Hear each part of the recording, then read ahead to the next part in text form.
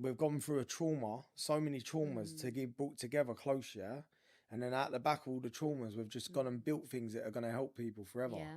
For me, that is magic. Like, how can I not do it? Yeah. So everything I've been through over the last 2 years has got purpose because it come to us for a reason. We met each other for a reason. You was drawn to me Definitely. for a reason. Yeah. Like, I know it sounds terrible, but and you have to find the silver lining. When we lost the baby, it was so terrible, but look what was come out of it. Yeah. Look at the amount of work we've done and how much we can help. But cut a long story short, is that I got a psychic around my house to come and sage my house, who was a friend of mine.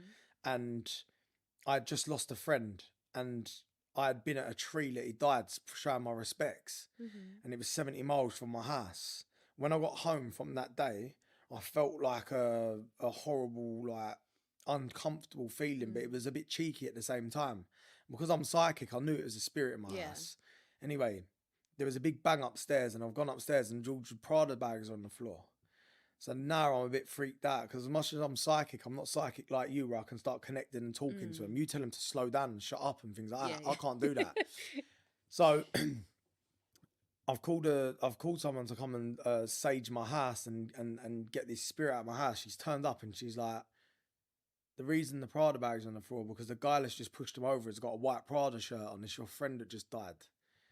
He's got into your car at the tree and he's come home with you. Oh my gosh. So I'm like, all right, no problem. Can you tell him to get out? She's like, yeah, no problem. Just drop him off.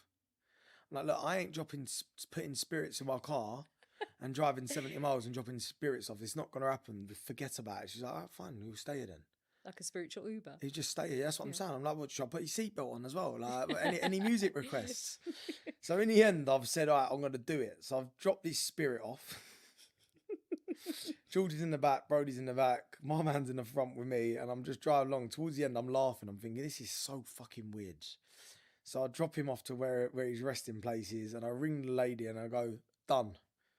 I'm going to go and think about what just happened. It's the weirdest thing that's ever happened in my life. She's like, no problem. Just make sure you give the message to his mum. So I've never met his mum. I ain't giving a message to his mum. I'm going to give a message to his mum. I don't know her.